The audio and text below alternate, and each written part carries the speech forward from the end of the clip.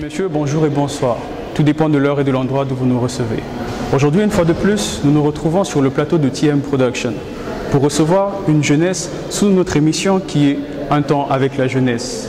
Cette jeunesse, bien sûr, c'est la jeunesse congolaise qui est ici en ce moment et qui représente l'UNC ici à Bangalore en Inde. Alors sans plus tarder, nous allons commencer notre émission.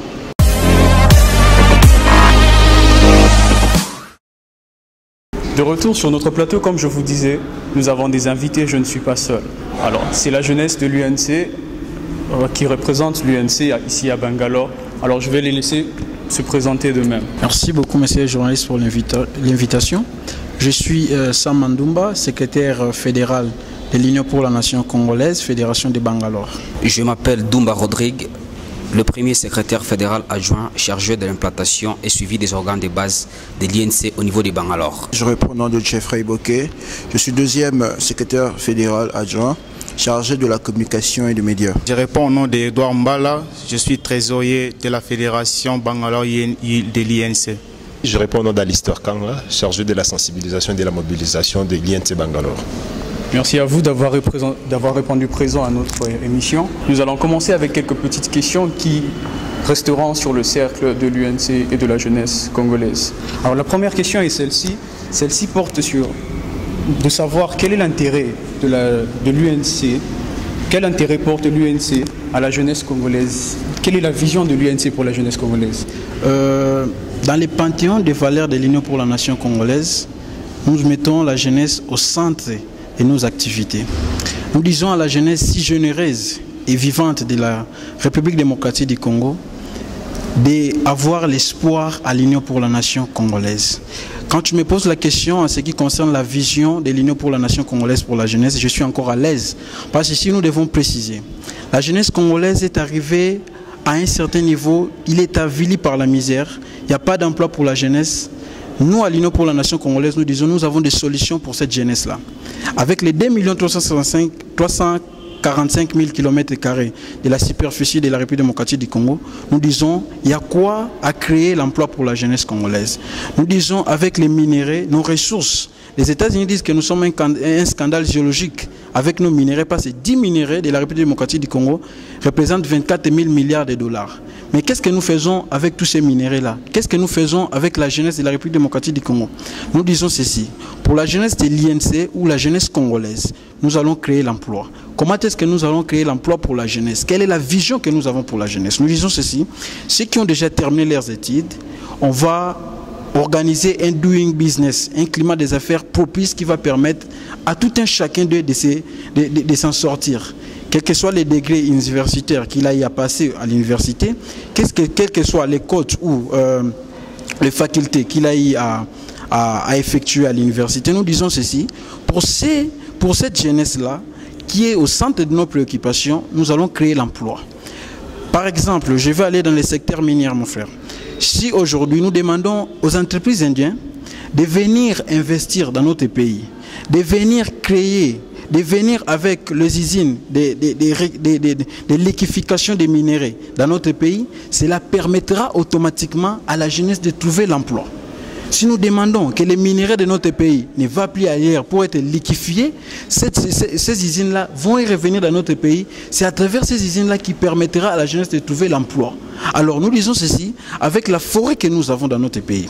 Cette forêt-là, qui est la deuxième forêt au monde, cette forêt-là est le résultat au réchauffement climatique aujourd'hui, que beaucoup de personnes ignorent. À travers notre forêt, on donnera l'emploi à ceux qui ont fait l'économie rurale. Voyez-vous, nous avons le pétrole. Jusqu'à aujourd'hui, nous avons beaucoup de richesses qui restent toujours comme ça dans la mer, sans toutefois être examinées ou être mises à la disposition de la population. Nous disons la jeunesse a une place prépondérante dans la vision de l'Union pour la Nation congolaise. Nous allons créer l'emploi avec cette jeunesse si généreuse et vivante qu'a la République démocratique du Congo. À ce jour, beaucoup de nations reconnaissent l'importance de la promotion de l'émergence d'une classe d'entrepreneurs jeunes. On a l'organisation du sommet qui a eu lieu il n'y a pas longtemps ici au Kenya, à Nairobi, auquel le président des États-Unis, Barack Obama, y a pris part. Alors, nous aimerions savoir quels sont les mécanismes institués par l'UNC pour encourager les initiatives des jeunes du domaine entrepreneuriat? Quant à l'Union pour la nation congolaise, c'est comme je venais de te dire, nous, c'est d'abord éliminer la corruption qui gangrène notre pays, qui gangrène notre système. C'est ça d'abord qu'il faut dire à la jeunesse. Parce que l'entrepreneuriat aujourd'hui, s'il y a la corruption qui règne, parce que dernièrement, nous venons de suivre les prévalences de la Banque mondiale, nous restons toujours parmi les pays les plus corrompus au monde. Nous devons créer un doing business, un climat des affaires apaisé, qui permettra à la jeunesse congolaise d'investir sans toutefois se plaindre des taxes, parce qu'aujourd'hui aussi notre pays est parmi les pays en taxation le plus élevé du monde. Alors, l'INC va abattre d'abord la corruption, va abattre la taxation qui est élevée pour permettre à la jeunesse de créer. Donc nous allons créer un climat propice des affaires, un doing business qui permettra à tout le monde, à un jeune qui a besoin d'investir facilement, il peut le faire si le climat des affaires est apaisé. Voilà ce que l'INC prévoit. Donc de créer d'abord un doing business qui permettra à tout un chacun, à tous les investisseurs qui viendront pour investir dans notre pays. Parce que nous, l'Union pour la nation congolaise, nous ne regardons pas seulement les investisseurs congolais, nous regardons aussi les investisseurs de l'étranger qui viendront investir dans notre pays. Donc nous devons créer un terrain des affaires apaisé qui permettra à tout un chacun d'investir sans s'inquiéter des taxes qui est dans notre pays actuellement. Merci de pouvoir nous répondre à cette question. J'aimerais vous poser une petite question assez un peu personnelle. C'est celle-ci, de savoir si l'UNC ne fera ça que si il se retrouve au pouvoir. Et si aujourd'hui l'UNC n'était pas au pouvoir et que c'était par exemple un autre parti mais aussi opposant au pouvoir, est-ce que l'UNC tendrait la main à ce parti pour essayer de travailler? L'UNC est un parti de l'opposition. Pas seulement de l'opposition, mais un parti qui vient avec des propositions. Nous, à l'Union pour la nation congolaise, nous ne sommes pas venus faire une carrière à l'opposition. Mais nous sommes venus à l'opposition avec les idées qui vont amener le Congo au développement, au rendez-vous avec l'espérance. Nous ne sommes pas là pour critiquer, mais nous sommes là pour faire des propositions constructives qui vont construire, qui va amener à la reconstruction de notre pays. Nous ne sommes pas un parti de l'opposition simple, mais nous sommes dans l'opposition et nous donnons des propositions. C'est la majorité en place qui ne veulent pas écouter de nos propositions. Voilà, mais nous faisons notre travail comme étant un parti de l'opposition. Nous critiquons et nous portons des propositions, mais la majorité, hélas, n'entendent pas les propositions de l'Union pour la nation congolaise. Que faire? Alors, j'aimerais savoir, en fait, ça fait 2 ans pratiquement que vous êtes ici à Bangalore. L'UNC à Bangalore, ça fait un moment. Qu'est-ce que l'UNC a pu faire pour les Congolais vivant à Bangalore? Ou encore, comme nous le savons tous, il y a une communauté congolaise ici à Bangalore. La communauté dans laquelle il y a un président, il y a tout un gouvernement, comme on le dit. Qu'est-ce que l'UNC apporte en tant que parti politique à cette communauté qui s'occupe plus de la jeunesse? L'Union pour la nation congolaise ici en Inde, précisément à Bangalore, est de cela déjà 2 ans passés. Et je voulais remercier toute cette équipe dirigeante qui est derrière moi. Ce sont des personnes qui ont mis leurs moyens, qui ont disponibilisé leur temps pour construire cette fédération de l'Inde. Alors, quand vous me demandez sur la question, qu'est-ce que l'INC a déjà fait pour la jeunesse ici en Inde, mais je te dis, on a beaucoup travaillé. Nous travaillons toujours en collaboration avec la communauté congolaise sur des questions qui fâchent au niveau de cette communauté. L'INC est toujours présent et il répond toujours présent aux différentes invitations de la communauté congolaise. Alors, dernièrement, il y avait un problème. Ça parce que vous m'avez posé la question de demander qu'est-ce que l'Union pour la nation congolaise a déjà eu à faire ici. Il y avait un problème pour les étudiants de nursing et même ceux qui rentraient pour les visas. Nous avons saisi nos députés de Kinshasa pour interroger directement les ministres des Affaires étrangères par rapport à la question qui concernait les étudiants de nursing qui manquaient les numéros de matricule. Voyez-vous, après un certain temps, l'ambassade, après avoir suivi l'information, ils ont dépêché leur équipe pour venir entendre et écouter et parler en famille pour trouver une solution quant à ci. Donc l'Union pour la nation congolaise ici à Bangalore est là d'abord pour les métanoïa, qui est la prise de conscience de cette jeunesse. Nous demandons à la jeunesse qui sont venus ici à Bangalore qu'il y a une nation qui a besoin de vous. Il y a un Congo qui est en train d'être enterré. Si nous, la jeunesse vivante de la République démocratique du Congo, nous ne prenons pas en charge cette nation, il va mourir. Il est maintenant temps pour la jeunesse de se lever. Il est maintenant temps de donner aux valeurs et aux principes républicains une expression nouvelle. C'est ça cette jeunesse que nous voulons pour la République démocratique du Congo.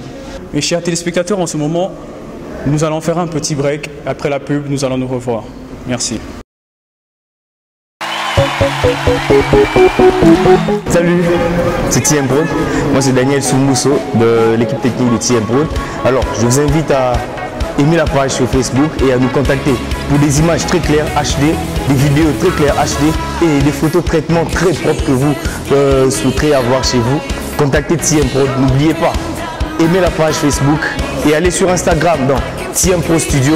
Vous nous trouverez là et contactez-nous, on couvrira vos événements, anniversaires, conférences, émissions et collation des grades académiques. Nous serons là, on va vous offrir un très beau et joli travail que vous n'oublierez jamais de votre vie. Merci.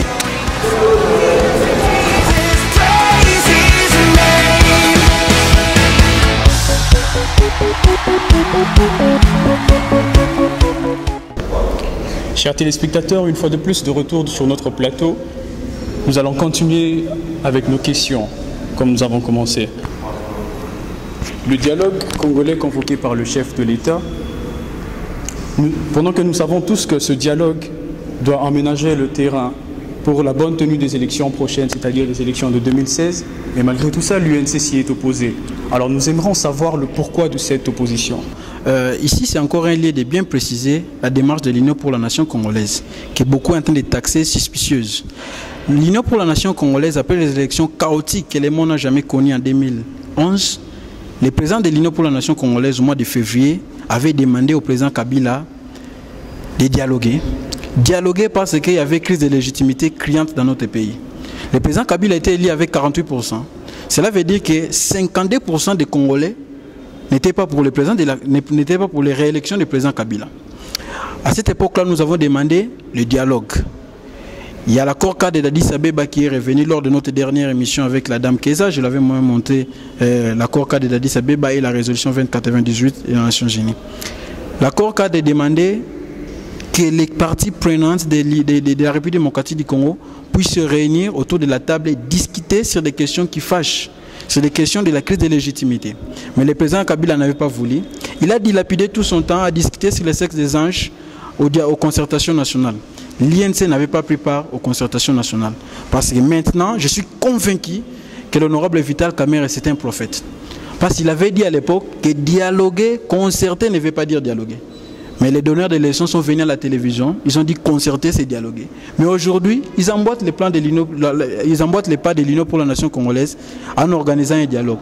Pour nous, nous disons non à un dialogue avec ces régimes en place. C'est un régime moribond qui est déjà à la fin. Nous disons allons-y aux élections. Nous ne sommes pas prêts à donner les béquilles à un régime bagatelle. Nous ne sommes pas prêts à conduire M. Kabila dans ses dérapages. Nous disons non à un dialogue, nous disons non à un glissement.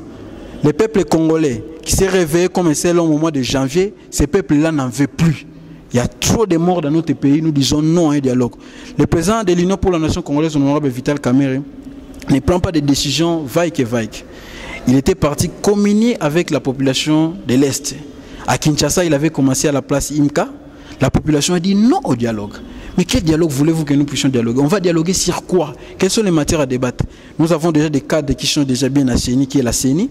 Allons-y dialoguer. Si c'est pour les élections, la CENI est disponible. Allons-y à la CENI. Nous disons non à un dialogue qui va mener à un glissement. Le 19 décembre en 2016, que le président de la République et sa majorité mécanique puissent partir. C'est le moment où le président Vital Kamerhe fera la passation civilisée du pouvoir avec lui.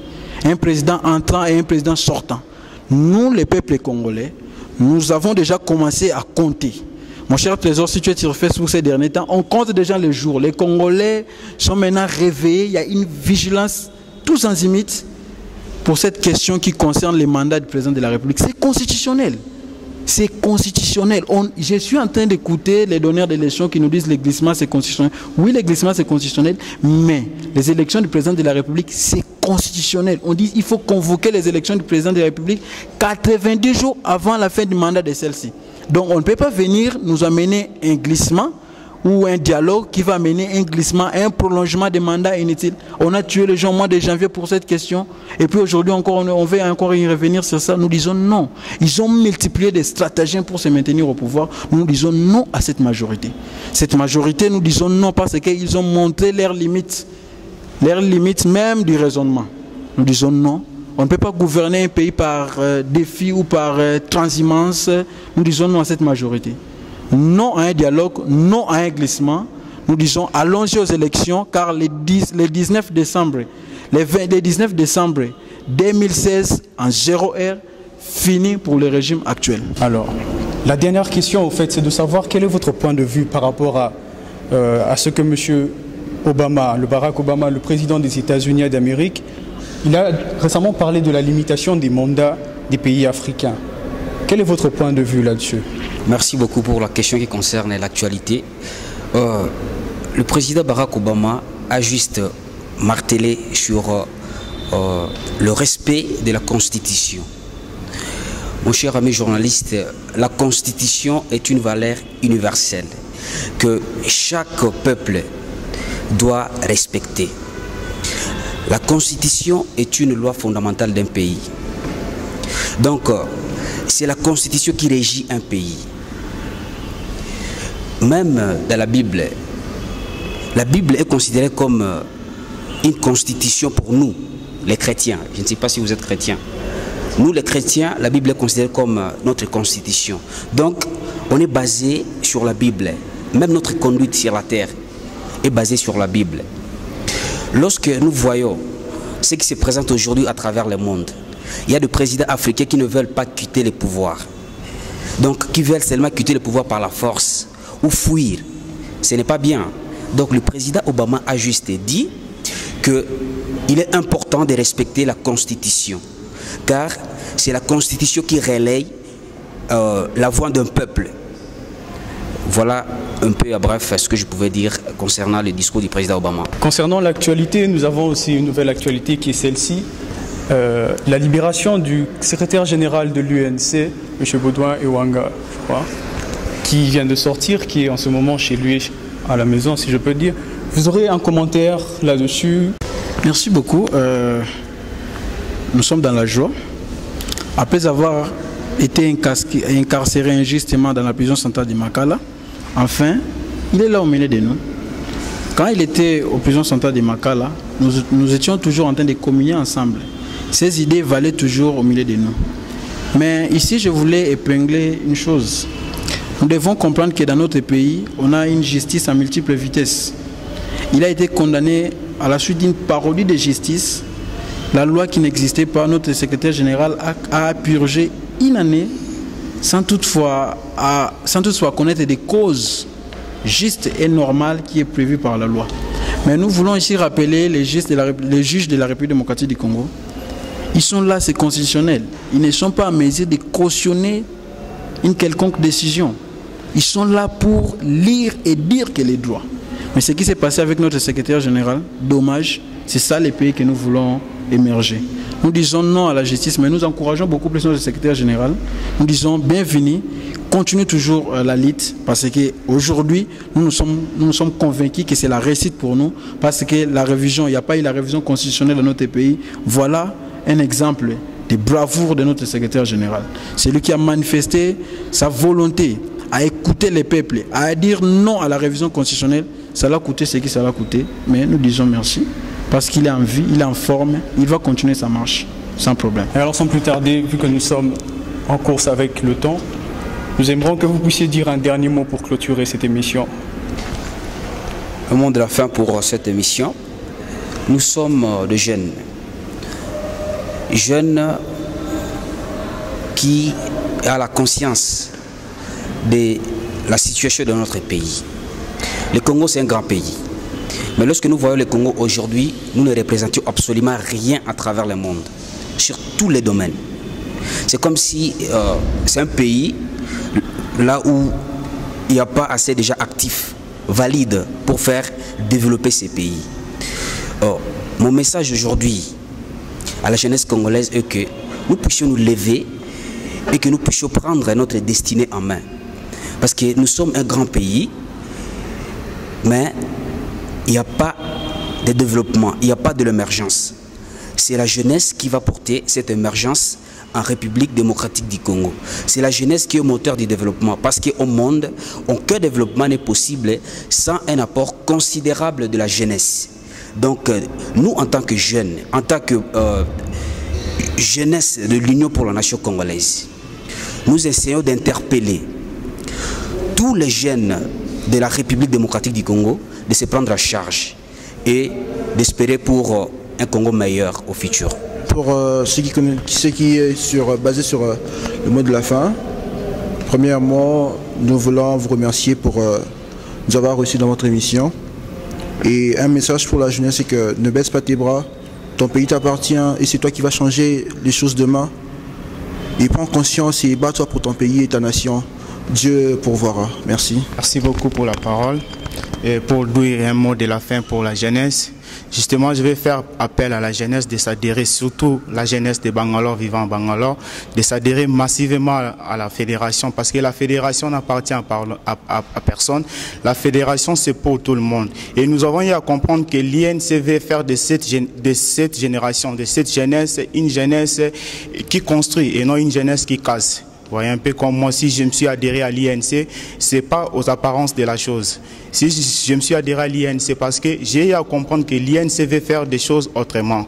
Et c'est aussi une occasion pour moi de dire un bon retour à notre secrétaire général, M. Wanga. Bon retour au sein de sa famille politique et bon retour aussi au sein de sa famille conjugale. Merci. Pour finir, je dirais, juste tout à l'heure pendant la présentation, je dis que moi je suis chargé de la mobilisation, de la sensibilisation.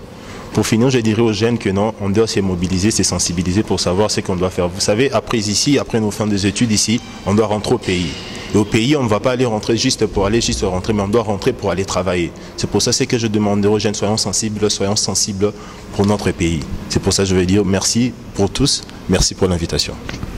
En termes d'adhésion, de mobilisation et tout, nous aimerons savoir où sont vos bureaux, comment faire pour adhérer à l'UNC, ce genre de trucs. J'aimerais que vous puissiez répondre aussi. L'Union pour la nation congolaise, Fédération de Bangalore, organise par mois des réunions. Que nous faisons une réunion à Kamanali, là où on enseigne la vision de notre parti politique et on explique les projets de société de notre parti. Le mois ici qu'on va commencer, nous aurons une réunion le 7. J'invite déjà beaucoup de personnes à y être là, à écouter qu'est-ce que l'INC pense pour la jeunesse. Alors, quant à ce qui concerne l'adhésion, nous avons notre compte Facebook qui est l'Union pour la nation congolaise, Fédération de Bangalore et Fédération de l'Inde. Il suffit tout simplement de nous contacter à travers notre compte Facebook facilement. On va te donner les détails, on va vous donner les détails pour l'adhésion. Alors, si j'aimerais terminer cette émission, je voulais lancer l'appel à la jeunesse. Je voulais dire, nous sommes arrivés à un monde qui est infini, qui n'attend pas un autre pour naître. Nous sommes arrivés à la fin de notre siècle. Le siècle qui va commencer, c'est le siècle de la jeunesse congolaise. La jeunesse congolaise, prenez-vous en charge. Évitons l'assistanat, car l'assistanat nous affaiblit. Soyons à l'auteur de nos conceptions, à l'auteur de nos visions. Je disais, nous sommes arrivés à un moment où on doit laisser la jeunesse, ou aux valeurs et aux principes républicains, de donner une expression nouvelle dans notre pays. Nous sommes arrivés à un moment où la jeunesse doit prendre le dessus, de dire tout ce qu'ils pensent pour leur pays. N'ayez pas honte, n'ayez pas peur cette jeunesse, la jeunesse congolaise. Lèvons-nous comme un seul homme. Disons non pour notre pays. Les voies et les chemins de l'avenir, nous les connaissons tous. Là où ça peut amener pour la réussite. Dites tout ce que nous pensons pour notre pays. Personne ne vous arrêtera. Et lèvons-nous comme un seul homme. Transformer nos peurs, nos souffrances, nos malheurs à l'expérience. Les carburants nécessaires qui vont nous conduire au rendez-vous avec l'espérance. Je voulais aussi saluer notre président national, l'honorable Vital Kamerhe, pour l'initiative si présente qu'il avait eu à créer l'Union pour la nation congolaise. Aujourd'hui, un grand parti de l'opposition qui a installé l'unique parti de la République démocratique du Congo qui est installé dans tous les continents, dans le monde entier. Nous sommes l'unique parti de la République démocratique du Congo. Alors je voulais dire merci. Merci Président. Je voulais dire encore merci à toute son équipe dirigeante de l'INC, au Conseil national. Vous faites un grand travail. Je voulais remercier plus particulièrement notre secrétaire fédéral, M. Yves Nsoual, et remercier l'honorable Mayo Mambeke, qui nous a toujours soutenus de la diaspora, et remercier toutes les fédérations de l'Union pour la nation congolaise et les fédéraux, et remercier aussi les caméristes de l'Europe. Je voulais saluer aussi Tchatumba en particulier. Merci beaucoup pour l'invitation. Merci à vous d'avoir répondu à notre invitation. Et merci surtout à vous, chers téléspectateurs, vous qui êtes derrière votre écran à nous suivre et chaque jour à aimer notre page Facebook ainsi que YouTube. Nous vous remercions et nous vous disons à la prochaine.